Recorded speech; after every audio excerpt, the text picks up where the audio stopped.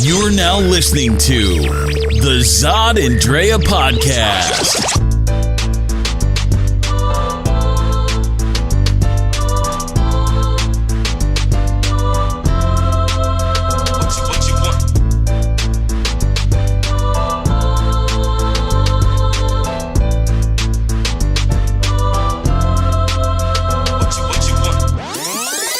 Welcome back and happy 2017, everyone. Happy 2017. The party has started. And hope you had a great New Year's. I know we did. Yeah, we had a good New Year's. I mean, considering the way that 2016 was, we felt that coming into 2017, we better just crawl instead of bust the door down. You know, let's just relax a little bit. So that's what we did. We just chilled out. Chilled. We had parties that we could have gone to, but, you know, family's in town, so... And family took a lot of our attention. And energy. And so that's why it felt good to just have a chill night. Just chill. You know, so we didn't do much. What do we do? We just watched movies, really. We watched movies. And from our apartment window, we're able to see pretty much just outward. And how many fireworks displays did we see? Oh my, random, like in the neighborhood. That's what was a little scary. Yeah, I mean, it sounded like our apartment like was blowing up. And then we looked out the window. It's just the guys across the street with like professional grade fireworks. I'm like, yo, what are you, stupid? And they were right across the street. We got to see all of it. It was so loud. First, it was like a warning. First, you heard kids screaming, and then you're wondering, why are these kids screaming? Well, all of a sudden, boom, then you go. Bam. Oh, man, it was crazy. But it was a good time to just ring in 2017, despite what's going to happen in 20 days or so. I guess at this point it's 18, and then it's going to be 17 by the time they hear this. But anyway, you know, life goes on. We're going to be buying hard hats and guns and all kinds of things to prepare for whatever the incoming fireworks. Trump presidency is going to make us prepare for. But, you know, we're going to move on. But yeah, what's all we can do? We can move on and make it our own. That's it. So, you know, let's get down to business. What are we going to be talking about? We're going to talk today about, first, give you just a preview of a movie that we saw this week. Yeah, now it's one that my man-child, Randy Townsend, my man-child partner in crime of Black Ink, had put me on way back in the 1990s in college. And it's Petey Wheatstraw, The Devil's Son-in-Law, the 1977 Rudy Ray Moore classic. Now, this was the first time I ever heard of this movie, and even saw anything similar to it, so I just couldn't wait to review this. We're not sure exactly what we're going to talk about in a second. We can talk about the relationship shit, but we're going to get into that. But our main topic is going to wind up being that is Happy 2017, or what is your New Year's resolution? So we're going to wind up into that. But, I mean, if you want, we can just... Let's go. Let's just go. Let's just do it. This is the way we do it at Zod and Dre. You know, we just talk. These are our conversations coming into your earphones. It's like you are sitting with us on our sofa. So easy. So easy. And you're part of this. And you're part of this. And you know what? I know what we can talk about. What? Like, what would happen if a friend said something extremely insulting to you? Like, how willing are you to forgive that friend? And I mean, when I say something insulting, I'm talking about something deep-seated and personal. Yeah. That hits really hard. I mean, so personal... I can't even explain, you know, just let's say you have a disease or something, and it's really personal, but you told this person about that disease. Who you thought was a close friend. Close friend of yours. And then they threw it in your face as an insult or to instigate that you have this disease. And it's like, well, you know, at least I'm not dying of cancer. Right. So what you're saying then is more of like the underlining of that jab is to cause that person pain? Cause that person pain. Like there's an intent to it. But caveat, they are under the influence of drugs and or alcohol when they said it. So let me get this straight. So a close friend of mine, right? Said something to hurt me. Yep. Almost threw something at me back in my face of something personal that they knew that this was something that would hurt me. And would I forgive them? Yeah.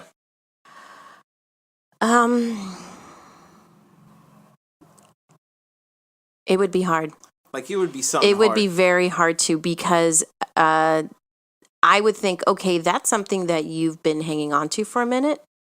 That almost like you were trying to maybe save that for arsenal. to get back at me. And then I would go deeper into it, like, why, if I cared about you as a friend, why would you hurt me? Why would you say something to hurt me? What is really the reason that you are attacking me? And when I would want to have a conversation after that person sobered up, right? Like, look, this is what you said. This is how it impacted me.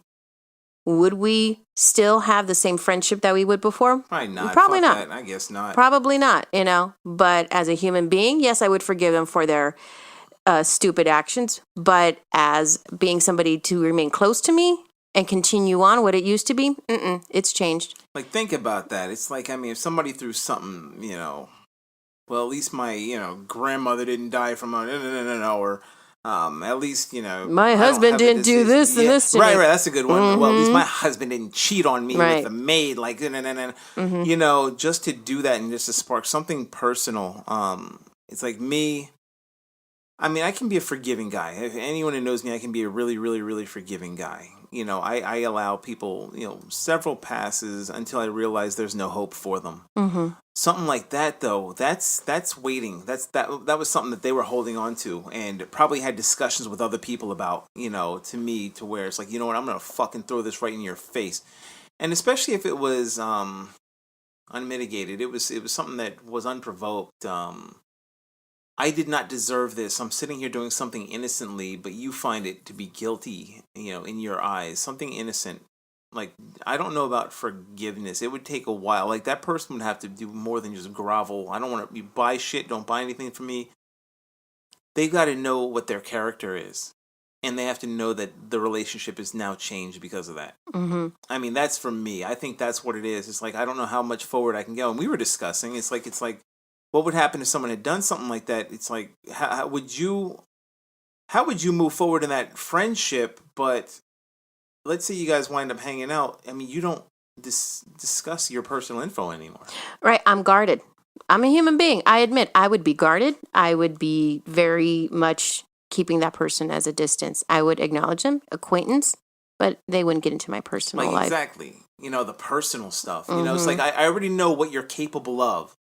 I know what you can get into, whether you drink or not. And I've had people do that. They drink and they say something stupid or they do something stupid. You never know what kind of drunk someone's going to wind up being. If they're the I love you drunk, or the I'm going to fight everybody drunk, or mm-hmm. And nobody likes to see that. And one of the reasons I don't drink, I don't want to find out what type of guy I am. I don't drink alcohol. So, anything that I say to somebody is going to be from the heart, depending on how pissed off you get me. But I won't be able to blame it on the alcohol. No, you can't. I can't. Nah, fuck that.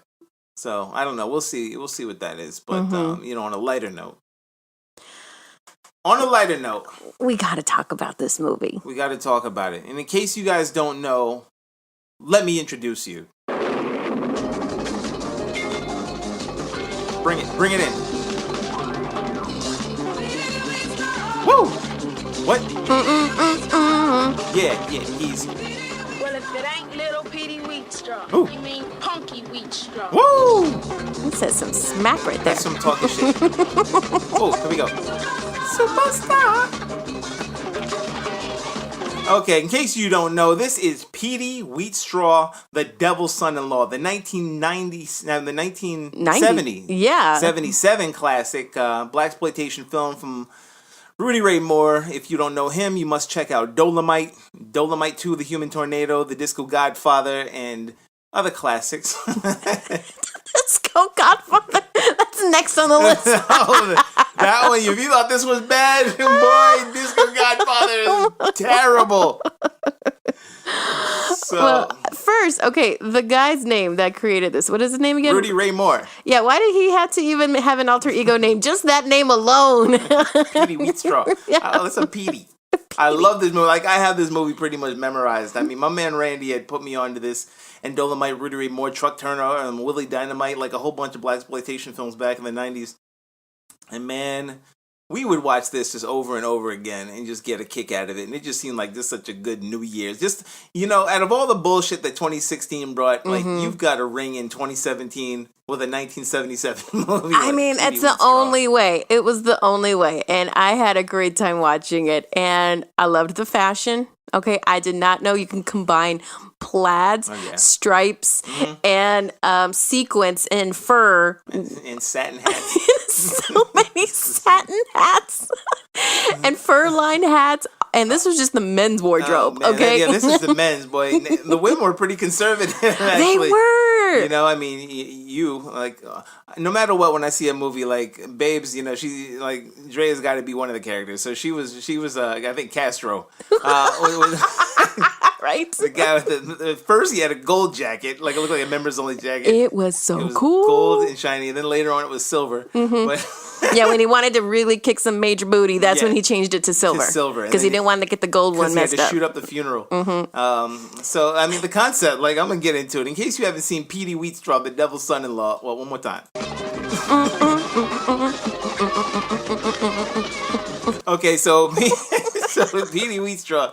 So he's a comedian who's coming into town, and these two guys who are his nemesis, Leroy and Skillet are having a combined. Leroy and Skillet are having a competitive show also, but they got to make sure that they get rid of Petey because he's going to wind up taking all the competition, considering they just borrowed from Mr. White. And these are blaxploitation films, so of course his name is Mr. White. Mr. White borrowed $100,000. Otherwise, Mr. White was going to get serious with him if they didn't pay him back. So they wound up trying to eliminate the competition by shooting Petey. And they didn't just shoot Petey. They were at a funeral, and they shot everybody at the funeral. They got everybody holding the casket. It just so happens that the devil was walking by, and he's like, "Oh shit! I didn't even have this going on. These guys are just straight evil."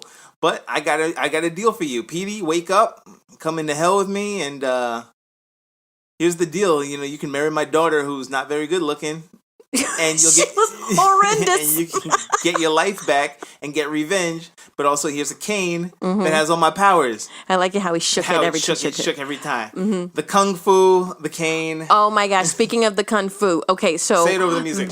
Go ahead. So the beginning of the movie, Petey Wheatstraw is getting tutored, right, by a karate master, right? Yes. So I'm looking at this movie and I'm thinking, wait a second. So Petey Wheatstraw was like the first Karate Kid. Which is true. Yeah, and because it was so similar. Like, he meets this master, he teaches him the ways, and then the master then, sets him free into the community and uses his knowledge to help others. And then they have the scene which reminded me of The Godfather, of the shooting in front of the church. And then they had another scene that reminded me of A Boys in the Hood. So I'm like, it was a combination of so many. Everything. Rudy Ray Moore is a visionary. All right. I'm telling you. So check it out. It's a great New Year's Eve movie. Petey Wheatstraw, The Devil's Son-in-Law. Once again, make sure you listen to the Zod and Drea podcast by subscribing to one of the following podcast methods: iTunes, Google Play, or YouTube. Visit our website at www.zodanddrea.com to go directly to the links, or if you choose, you can listen to each podcast episode directly on the website under their individual posts. Want to get involved and have your voice heard on the next podcast? Then be sure to tune in to the question of the week on our website, Twitter, Facebook, or Instagram page. And dial in and leave a message on our voicemail at 323-963-4221. If you're an advertiser who would like to have your 30-second or 1-minute placement on our podcast or YouTube episode, please contact us at info@zodanddrea.com and we'll send you a price list. Space is limited for each episode. The next podcast might even have you as a featured guest. Tune in, check us out, and get involved. All right. We're back. And we're going to get right into it because we asked people online and we wanted to know what their resolutions are. So we're going to read them. And we're also going to talk about our own resolutions. So it's 2017, 2016 is now in the gutter. And we want to know what people plan to do besides the gym. Everybody's going to do the gym and they're going to fail. They're going to be fat at the end of 2017. So stop it. Some people are going to want, I want to make all this money. And it's like, yeah, I want to focus on that too. But, they probably won't put any plans into action until December 27th of 2017. So we want to know what your New Year's resolutions are. So you want me to start with some of the people on Facebook? You want? Go ahead and start some of those. Because we'll get into ours in a second. And I'm going to give a shout out to all my people who answered the question. Because really, I only asked it on my own personal Facebook, and I didn't even put it on the Zod and Drea. So these are just my people, who said it. And I like Sarah Dowling. Sarah, what's up? Shout out to Sarah. Hi, Sarah. So Sarah had given one where it was more than just a prayer, but it was something that she had done. What she did was she wrote down her resolutions, something that a lot of people probably don't do. And of course, I can't make it big because I'm having a computer error. But it popped up. So one thing that she said was to go analog, go back to pen and paper, go back to nature, go back to each other, go back to your body, get back in your hands. Life begins now. So it was more like a poem or like a prayer, but it made sense when you break it down, such as go analog. Mm-hmm. Like, I like that. It's like, instead of digital, which everybody, everybody's on their phone, they're on their cell phone, go analog. Do things to where you have to touch it. Like, even though we're recording this in digital, there are a lot of little analog things that we have, like the mixer. We have a mixer. There are certain things that you just like to touch to make sure that... Microphone. Mm-hmm. We are on computers right now. Even though that's digital, like, we actually have things in our hands that are tangible, where we're trying not to separate ourselves too much from where we are in our environment. And even to do that, we step outside of ourselves, which is one of the things she said was go back to nature. And I really like that also. It's like, I'm from Jersey. I'm from the woods of Jersey, and I'm here in Arizona Southwest, and it's two different natures. Mm-hmm. But it's like, in other words, get outside. If you guys knew where we lived, and the people who have come over here on the Zod and Drea podcast know where we live, and they see that we are in like some trees and foresty area. Like, we're almost surrounded by nature. Arbor Central. I swear, we're almost surrounded by nature in general. Mm-hmm. And so we're going to do that a little bit more and try and get out and touch things, put the phone down a little bit. So I like that, Sarah, as well as go back to pen and paper. I do like that also, because personal notes mean a lot to people, and I'm the guy who just types a lot. I type probably like over 100 words a minute. So I like to type and just get it out the way. But, if people can read my handwriting, cool. Because anybody who got a Christmas card from us this year, you probably have no idea who signed it. The serial killer's signature on it. Well, and I like how it sounds a lot like a plea to get back to what's real, and step away from the disconnection that can happen from being on media or being, on just on all the time, really. Unplug, get back to getting your feet dirty, and to just communicate. I like that a lot. Another one that was good, Carrie Ann and Darren. Darren Williams, shout out to my man Darren. Yay. Yeah, my girl, she remembers Darren. Boy, Darren from the our high school reunion. Wow, that's Darren. But Darren said, I'm resolving to be more connected and get involved locally to get Democrats elected at every level of government. And I like what he's saying because, and Carrie Ann, hers was to deal with less social media because Trump will act a fool and no one will stop him. It'll just make me angry. Better to use the time to do work advocacy for things to stop the bleeding. And then basically, whether you voted for Trump or not, whatever. The thing is, he ran a campaign based on hate, separation, misogyny, Islamophobia, and just anti-Latino. Like, there was just a lot of things that went on in his campaign that people thought that they heard were good things. These are bootleg Christians. Christians, an actual Christian is inviting and open. A Christian is not a person of separation who thinks more of boundaries than they do of togetherness and trying to find a solution. That's what a Christian is supposed to be. So anyone who says they're a Christian but they are voting for Trump for those reasons, they are not. They are bootleggers that Jesus would strike down in a second. And what I like what Darren and Carrie Ann were saying was to combat that, to get more involved in the community and advocacy work as well as government work that you can do as a person. So throw yourself into what you want to happen. Right. Make that change yourself. And that's what we are doing. We've been doing it. This isn't anything new to Zod and Drea. But we're going to get more involved with some of the, what used to be our Pantsuit Nation faction, which is now Stronger Together Arizona factions, where we're going to wind up getting more community involvement and trying to help change things in the future. I think, if anything, we saw this year how important it is to get involved in the local level.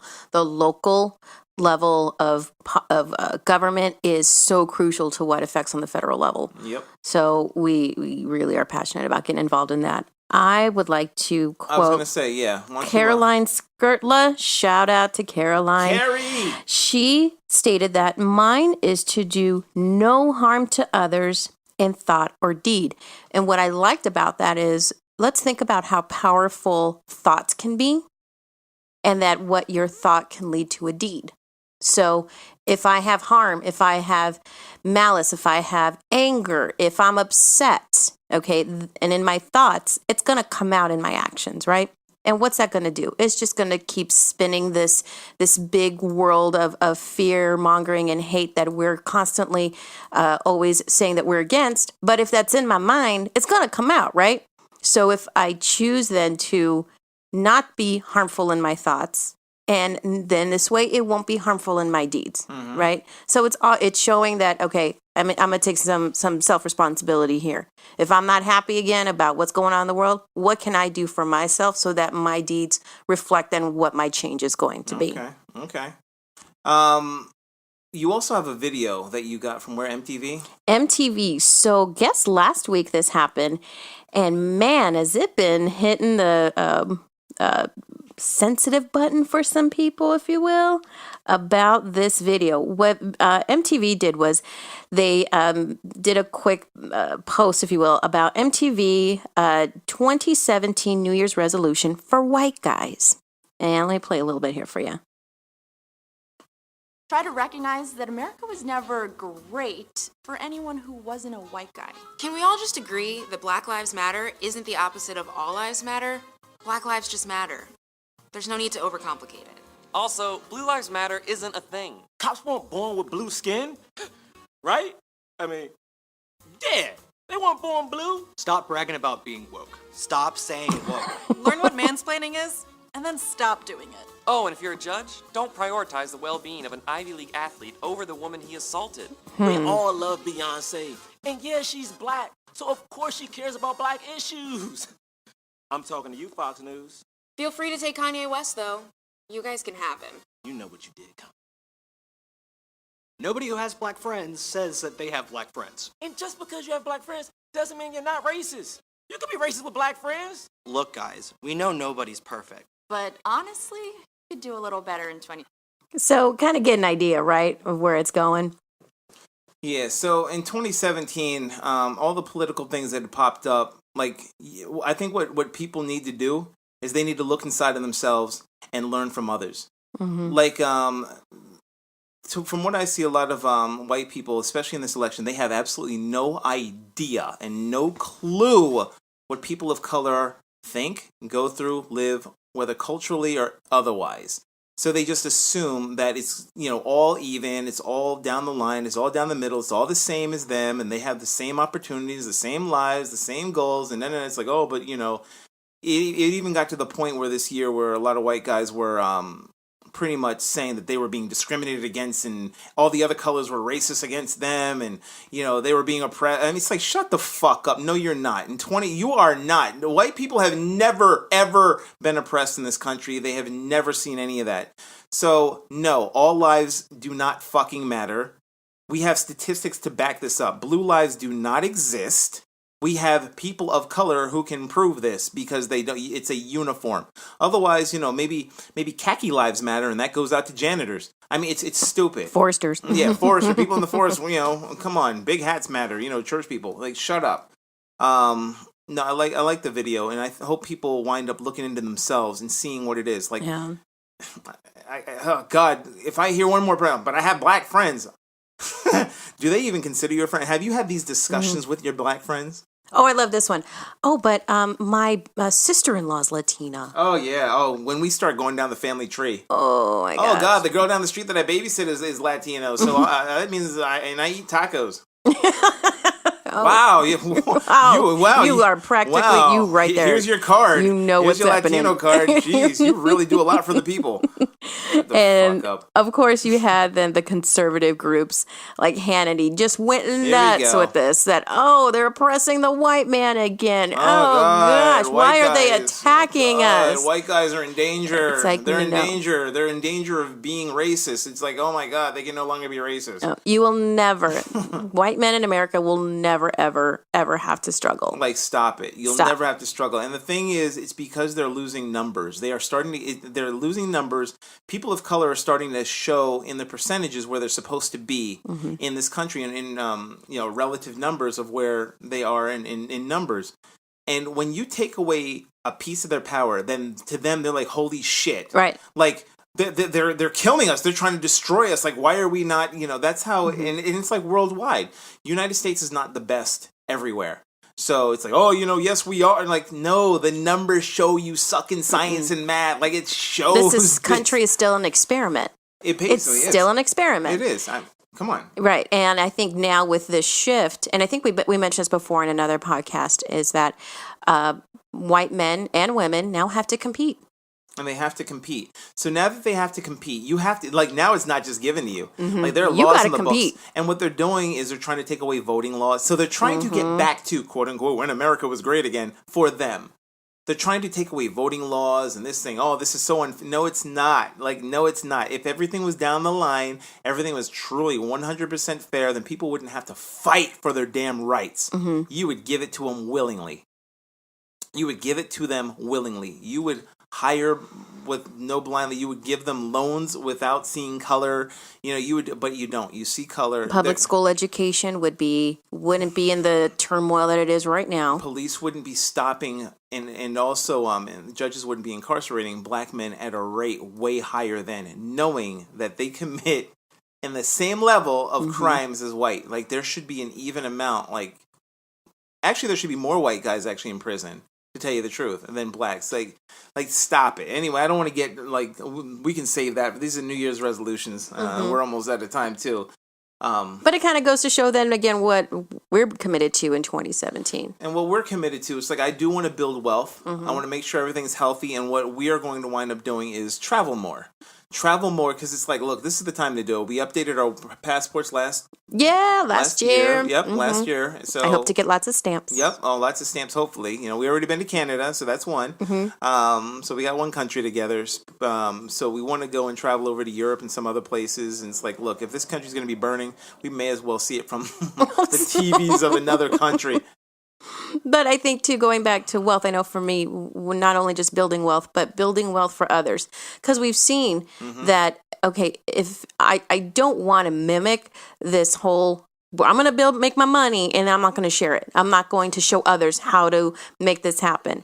I refuse to be that way. So whatever wealth and fruits of my labor that I'm able to create, I'm going to pass that on to others and show this is how you can do it too. We all come together, right? Because that seems to be the only thing that people listen to is money. Yeah. So let's get some power so like with Rachel, that. my girl Rachel, she said the same thing, that she doesn't have resolutions, but she has goals, which to me is kind of the same thing. In the fact that, but I like goals for financial stability. Increasing streams of income, paying off debts, and that's exactly what you and I had talked about.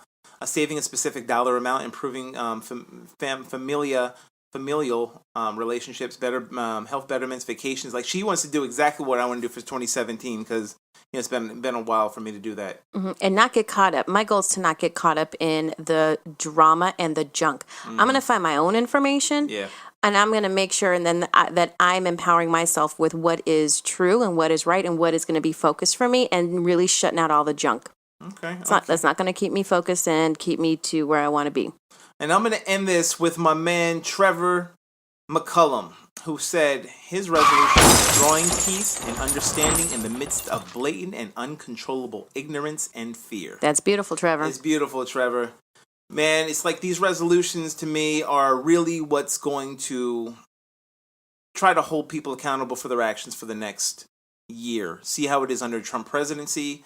We're going to see ridiculousness everywhere. And who knows what it's going to do. There's going to be a lot of infighting. And we just have to make sure that this never happens again. And that we don't get caught up in all that. And no, yeah, exactly. We have to see it from a distance. And hopefully that distance is somewhere in, Amsterdam. But not in the distance where we're not active. You know what I mean? No, we'll be active. Active. Anyway, look, we're out of time. And we want to make sure you follow us on Facebook, Twitter. Everything is at Zod Andrea. Hey, for 2017, if one of your goals is to be on our show, let us know. Come on out. That's the best goal ever. So, all right, people. 2017 and Happy New